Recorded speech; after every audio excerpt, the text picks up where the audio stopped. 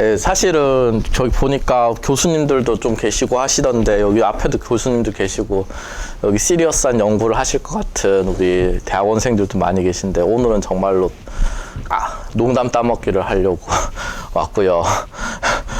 제목 자체가 그렇잖아요. 그러니까 저는 시리어스한 지식 전달을 목적으로 하진 않습니다. 그래서 그냥 편하게 들어주시라 말씀을 드리고요.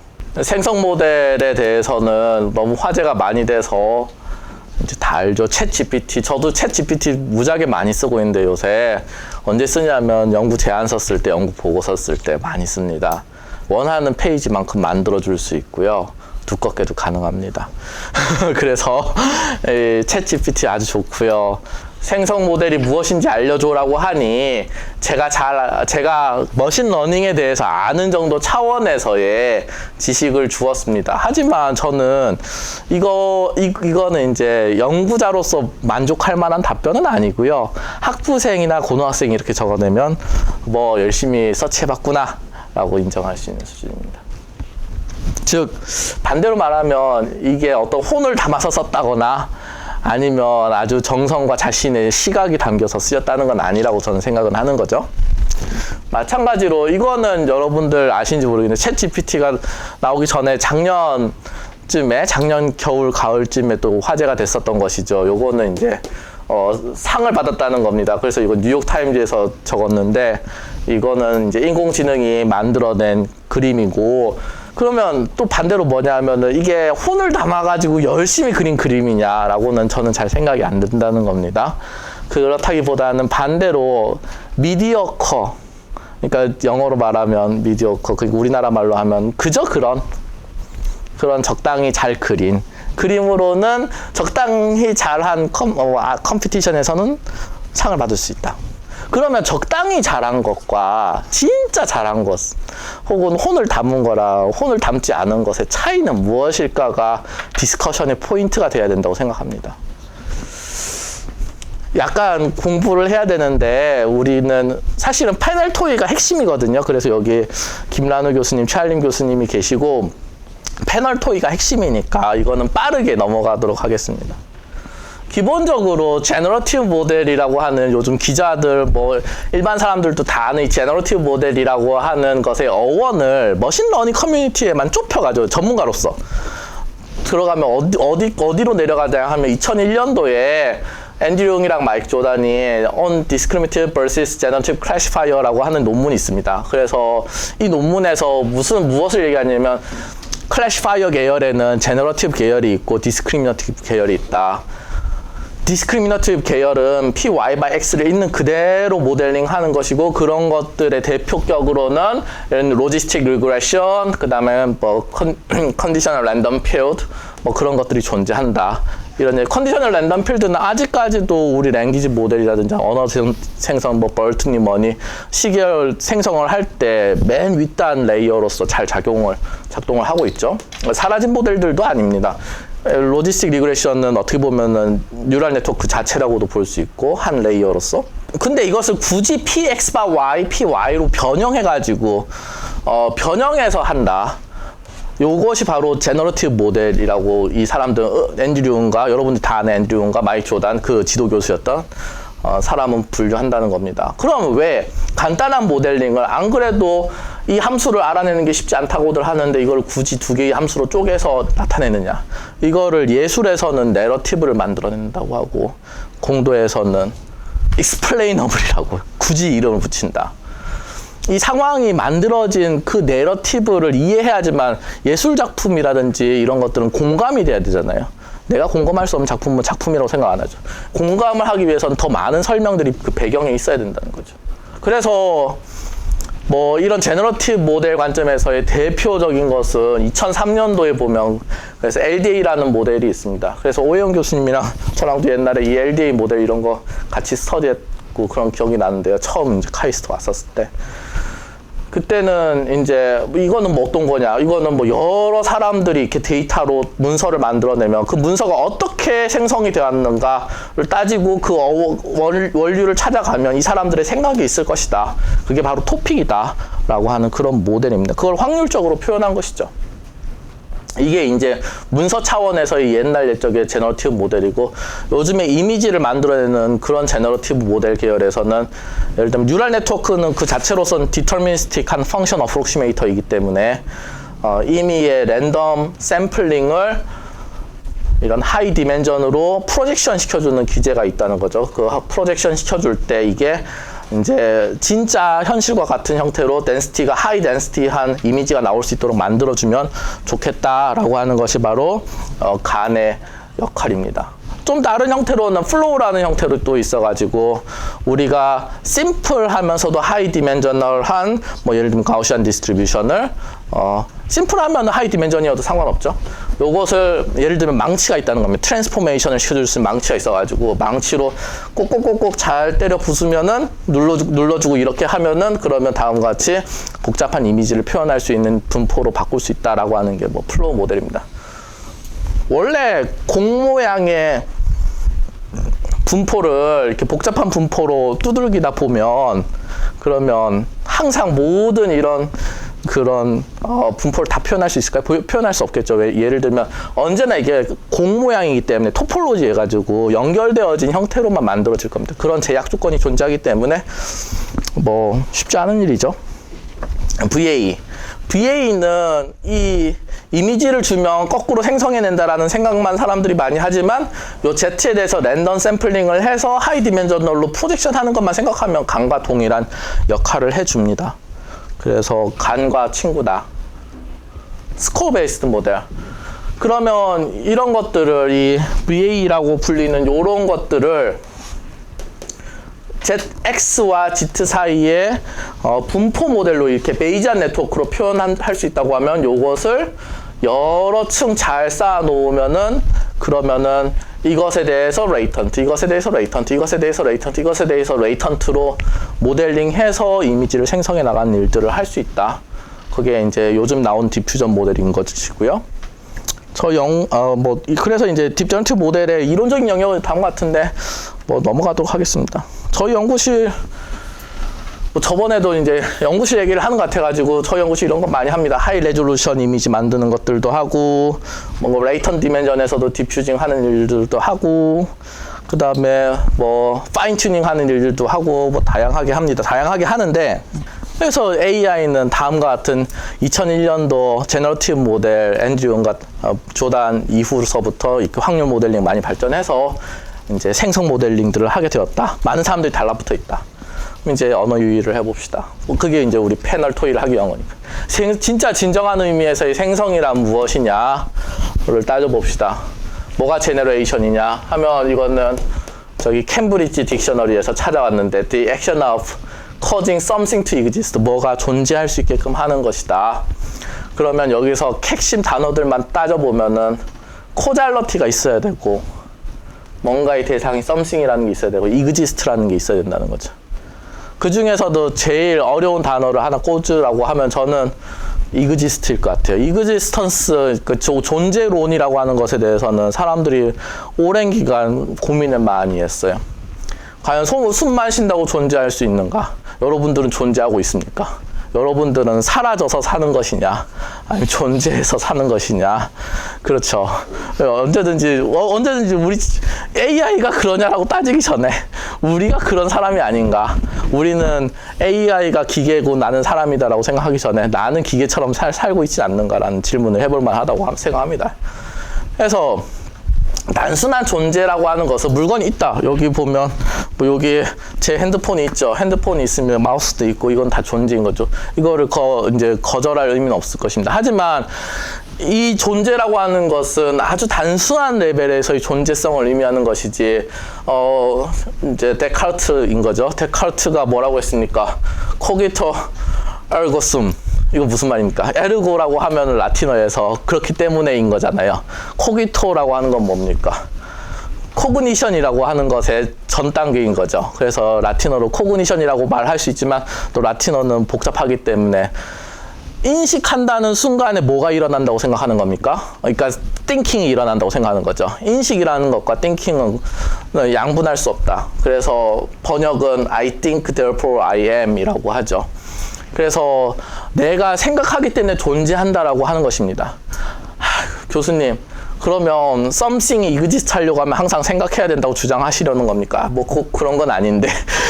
근데 물건 중에서도 다양한 형태의 물건들이 있다라는 거죠. 물건이라고 하는 것도 어떤 물건은 존재하면서 이런 복잡한 의미를 담고 있으면서 존재하는 물건들이 있다는 거죠. 예를 들면 제가 저 연구실 그래서 디퓨전 뭐 ICL 딥스 많이 내고 뭐 적당히 좋다 이겁니다. 그래서 연구실 대학원생들을 갈궈가지고 디퓨전 하나 돌려봐. 그래가지고 이렇게 이미지를 하나 생성해 봤습니다. 잘 만들었죠. 좋아 보입니까? 이것을 어디에 내면은 팔릴까요? 어디 아트 페어에 하면 여러분 팔릴 거라고 생각하시는 분? 일단 창업 디자인 상업 디자인 학과에 팔린다. 자, 아트 페어에 가셨으면 경매를 해야죠. 경매를 합시다. 자, 10,000원부터 시작합니까? 10,000원. 10,000원 너무 싸다. 너무 싸요. 오, 올라가는 거예요. 100,000원. 별로 안, 10만 감사합니다. 200,000원. 200,000원은 또 안 올라가네. 안타까운 일입니다. 이 디퓨전 모델로 이런 거 많이 만들어 봐야 안 팔릴 거라는 겁니다. 라는 게 제 스토리라인 아니죠. 이거는 디퓨전 모델에서 나온 게 아닙니다. 맨날 이렇게 가지고 펼쳐놓고 가짜 사람입니다. 가짜 그림입니다. 하니까 여러분들이 이것도 가짜 그림입니다. 하니까 속아버린. 요거는 칸딘스키가 그린 겁니다. 칸딘스키의 제목은 원 속의 원이라는 작품입니다. 그럼 이제부터는 이거의 값어치는 이제 10만, 20만 원대가 아닌 거죠. 이제부터는 10억, 20억 혹은 100억, 200억으로 넘어가야 되는 그런 것이 되는 것이 칸딘스키의 작품입니다. 예술이라는 것은 하드폼일 수도 있고 소프트폼일 수도 있습니다. 스컬럽처는 하드폼이고 음악은 소프트폼이고 뭐 다양한 형태로 예술이라는 건 행위 예술 하시는 분들은 그 순간 트랜지언트가 예술이고 그런 것이죠. 근데 이거는 이 예술 작품은 단순히 그림이 인내로 끝나는 존재입니까?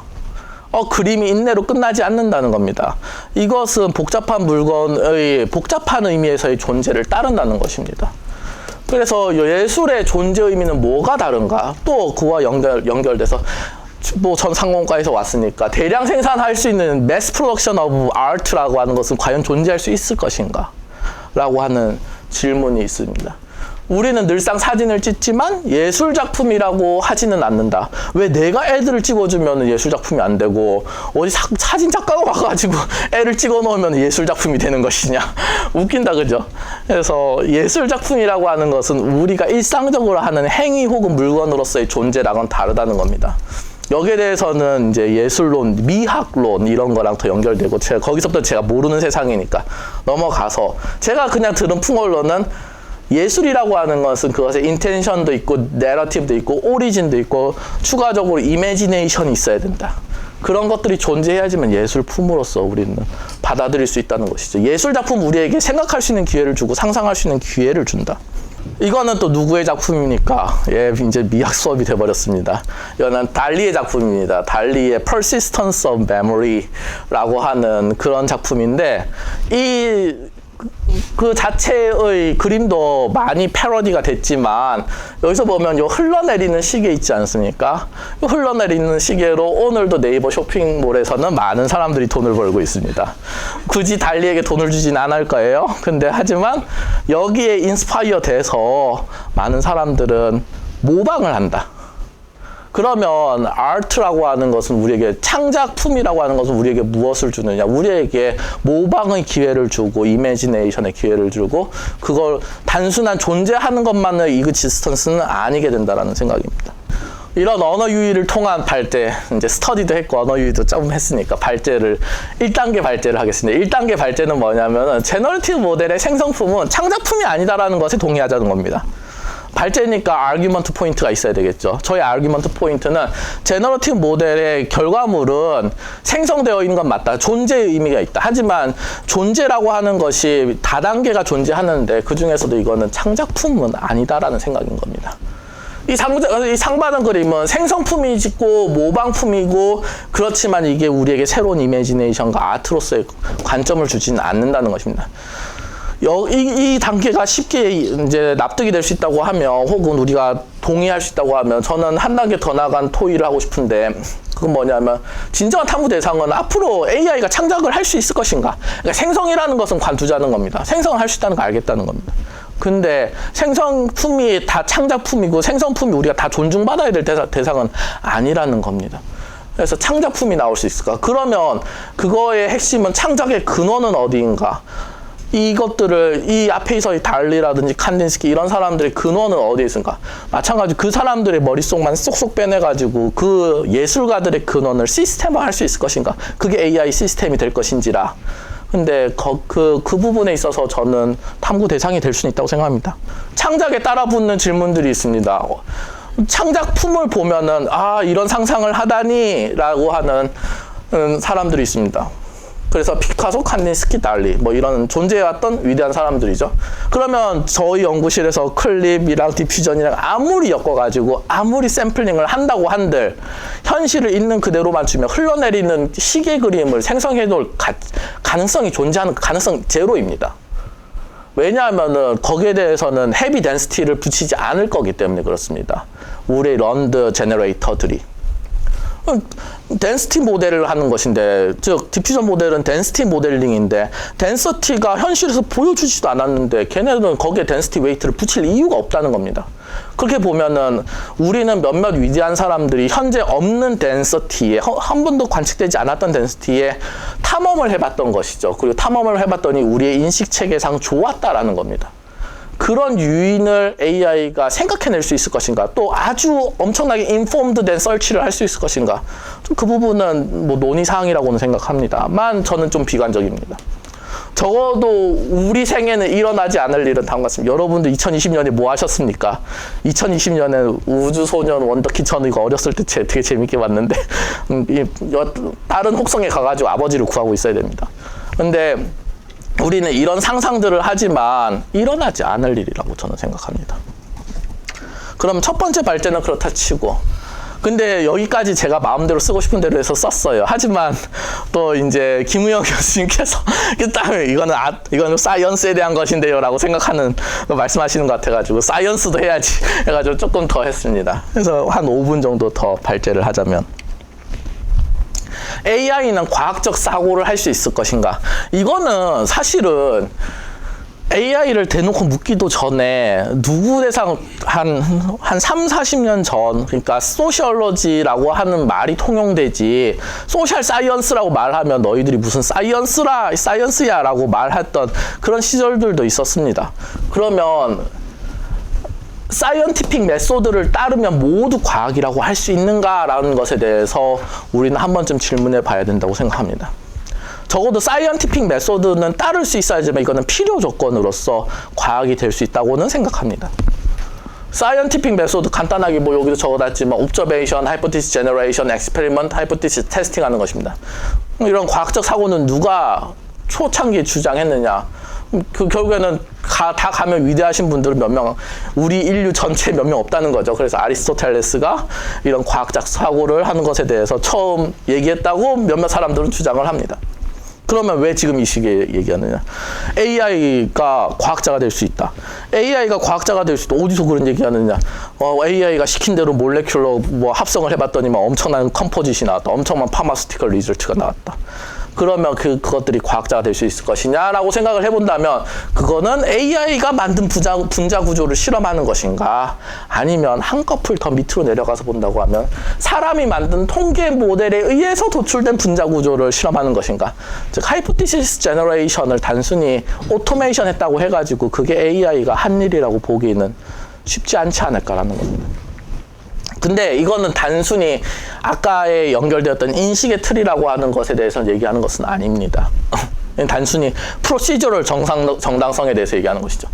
삼각형 세각의 합은 몇 도입니까? 적어도 에듀네티 클리어라고 제가 급하게 카피해 온 사이트에서는 180도다라고 이렇게 잘 정의하고 증명해 놓고 있습니다. 하지만 우리가 인식의 틀을 조금만 깨면 이렇다는 겁니다. 요런 매니폴드에서는 삼각형 세각의 합은 180도가 아니다라는 겁니다. 요렇게 이렇게 볼록 모양으로 되어 있으면 180도보다 크겠죠. 그죠?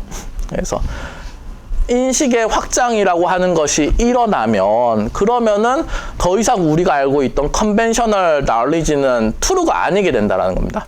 또 동시에 컨벤셔널 디스트리뷰션들도 더 이상 동일한 디스트리뷰션은 아니게 된다는 겁니다. 그래서 전 딥다이브 시리즈는 뭔가 좀 연속성이 있으면 좋을 것 같아서 Previously on 딥다이브, 예전에 딥다이브에서는 뭐라고 했었냐면은 최할린 교수님께서 방금 여기 또 말씀은 최할린 교수님께서 나와가지고 이것들에 대해서 말씀해 주셨습니다. 되게 사이언티픽하고 역학적으로 말씀해 주셨죠. 역학을 얘기해 봅시다. 그러면 고전 역학, 그 다음에 상대성 이론, 양자역학 이렇게 점점 넓혀져 왔다는 거죠. 근데 이거는 우리가 하드하게 볼 수 있는 그 액츄얼 오브젝트들이 액츄얼한 공간 속에서 우리가 인지할 수 있는 영역 하에서의 역학이었다는 겁니다. 그리고 그 시스템, 그 가정 하에서는 모두 다 잘 동작하는 역학 체계인 것이죠. 여기 이 역학 체계에 오류가 있을까요?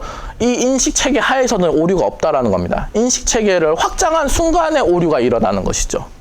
인식 체계가 확장된 순간에 오류가 일어나는 것이죠. 그래서 인식 체계의 확장이라고 하는 것을 사실 진정한 의미에서의 과학자들은 해왔다는 겁니다. 우리가 관측할 수 없었던 일들에 대한 익스플로레이션들인 거죠. 그래서 사람들은 슈레딩거 고양이 같은 실험들을 만들어냈습니다. 사람들은 아니죠. 그렇게 말하면 이제 저의 이제 암묵적 그런 생각이랑 달라지는 거죠. 최초에 제가 말씀드렸지 않습니까? 여러분들은 사라져서 사느냐 아니면 진짜 존재로서 살고 있느냐. 우리가 여기 우리 과학기술원에 있지 않습니까? 과학을 하고 기술을 한다. 그러면 우리는 진정한 의미에서의 과학을 하고 있느냐? 아니면 우리는 과학의 복제품을 하고 있는 것이냐? 라고 하는 것에 대해서 스스로 심각하게 질문을 해볼 수 있어야 된다고 합니다. 진정한 의미에서의 과학의 진전은 그 인식체계의 일부를 깨는 거에서 일어난다. 인식체계의 확장에서 일어난다고 저는 생각합니다. 예를 들면 슈레딩거 고양이의 실험을 모르시는 분들도 있으니까 양자역학의 대표적인 사고 실험입니다. 소드 엑스페리먼트입니다. 현실에서 이렇게 구현을 하면은 알 수가 없어요. 고양이가 있고 그 다음에 핵분열이 일어나고 뭐 이렇게 그 다음 핵분열이 일어나는 걸 감지할 수 있으면은 그러면은 얘가 뭐 독약을 깨뜨려 가지고 야옹이를 죽인다. 핵분열이 일어나면 안 되겠네 라고 생각하는 거예요. 핵붕괴가 일어나면 안 되겠네 라고 생각하는 것이죠. 근데 문제는 핵붕괴가 일어날 수도 있고 일어나지 않을 수도 있고 50대 50이라는 겁니다. 그러면 이렇게 되어 있는 상황이 다 쌓여져 있어요. 상자 속에. 이 속에 야옹이가 살아있을까요? 지금 죽어있을까요?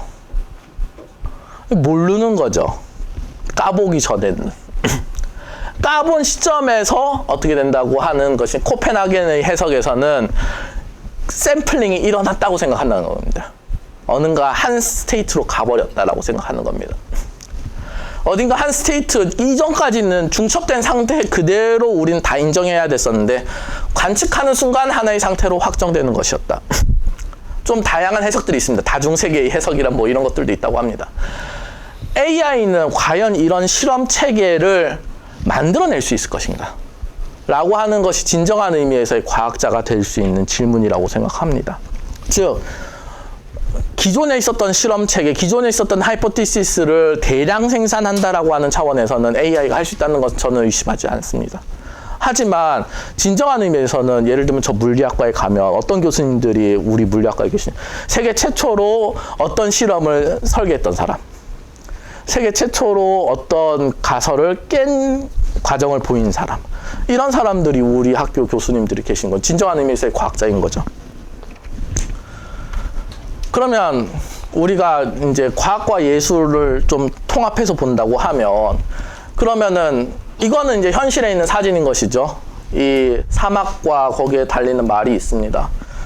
이거를 가만보면 이거 말 아니에요. 근데 가만보면 사람들은 인식에 따라 가지고 이걸 말이라고 보는 사람도 있고 다르게 보는 사람들도 있고 그렇거든요.